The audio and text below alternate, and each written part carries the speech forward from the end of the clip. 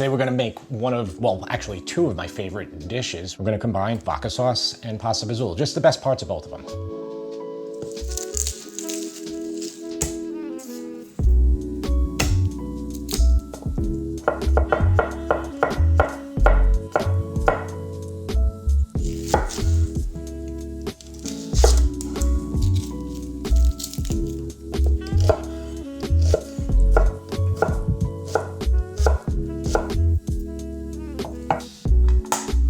All right, so we have our onions and our garlic prepped, drained our beans, 32 ounces of cannellini beans. This is a substantial dish. I'm gonna use that monster pan. I'm gonna make a whole pound of pasta. I am using crushed red pepper today instead of Calabrian chili paste, because I feel like I've been using Calabrian chili paste in the last 10 videos I made. White wine, vodka. I like to mix the both of them. Crushed tomatoes. These are one of my favorite brands to use. They are great and they're inexpensive. I have 1 cup of heavy cream. This should be enough for 1 pound of pasta. I know I pretty much start every video talking about this pan. This is the Vigor version. It's a 14-inch stainless steel fry pan. Amazon has the Winco version. They look identical. I think it was 50 on Amazon, and I think it's 60 on Webstaurant store. And Amazon's free shipping too. Anyway, get this to medium-low heat. While your pan's heating, just get your water to boil. Get it boiling, because this whole entire sauce, everything, we can get pretty much finished in 10 minutes, maybe 12.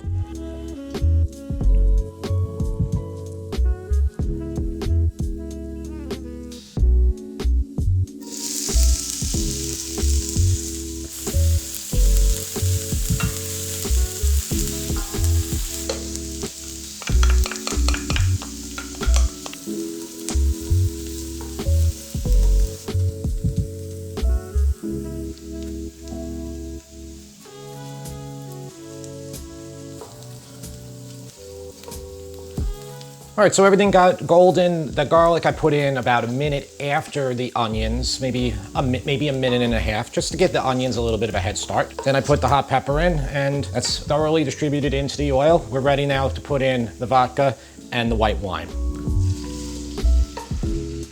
Yeah, you can measure it, or you can just put your hands right there and go, oh, that looks like about enough right there. Yeah, about there. And then you can take your wooden spoon, the edge of it right here, and then you can just kind of scrape the bottom. And you let this cook out for about 90 seconds, just to reduce somewhat, get rid of that really strong alcohol flavor. I love this dish. I've been making vodka sauce forever. In fact, first place I ever worked at, the guy made a great version, and he made it a little different. He put white wine and the vodka in there, and I've been doing it ever since like that. And pasta fazool, forget it. I've been making that since I was probably 12 years old. And I don't really go crazy with the pasta fazool, making these very elaborate variations. Really, in the end, it's just pasta and beans. But the beans are great, and I think the beans are gonna be great in this vodka sauce, so it's just gonna give it that perfect combination. All right, so put the tomatoes in here, and then just bring it to a little bit of simmer, and then you're gonna lower your heat. I use tomato paste sometimes for vodka sauce. In this one, just because I have the beans, I want a little bit more red liquid. I change things up frequently, and I'll mix and match ingredients, and that's the part of learning how to cook, and that's what I'm really trying to teach you guys here. You're not gonna learn anything by watching a channel that is telling you you have to do things this, this, and this. All you're doing there is just learning how to like rigidly follow instructions. You're not gonna learn why you can say substitute tomatoes with tomato paste, or whole plum tomatoes, or passata, or anything like that. It's more about learning the process and then taking the ingredients that you really like and using them. Let it cook for a few minutes over a simmer, then we'll get our cream in and stuff, and our beans. Make sure that water's boiling on the pasta. I'm gonna get that in right now.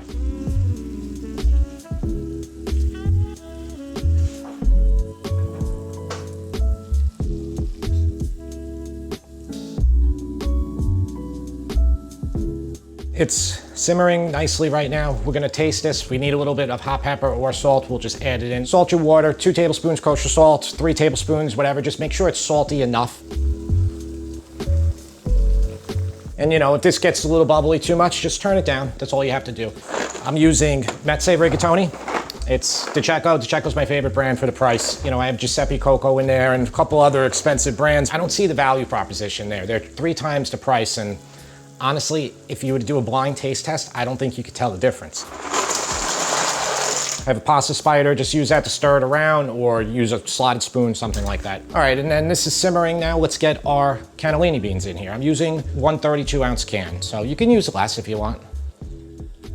Probably not gonna need all this sauce here. This is a lot we're making. Probably need 1.5 pounds of pasta.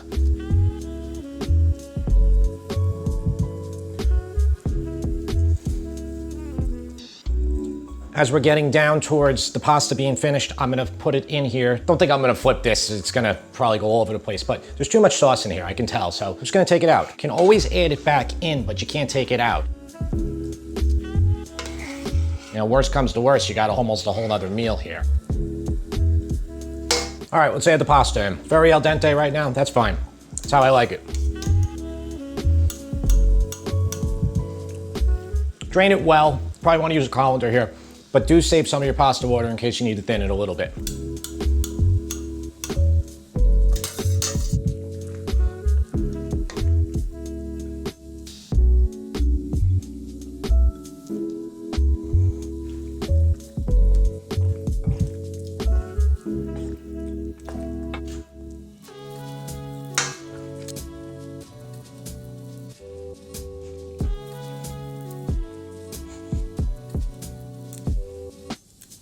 All right, this looks amazing, and made it with fettuccine. I think I did it with pappardelle one time, pecori. I never did it with this pasta, but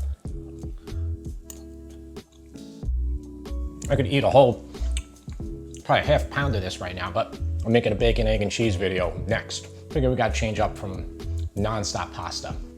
I'll see you next time.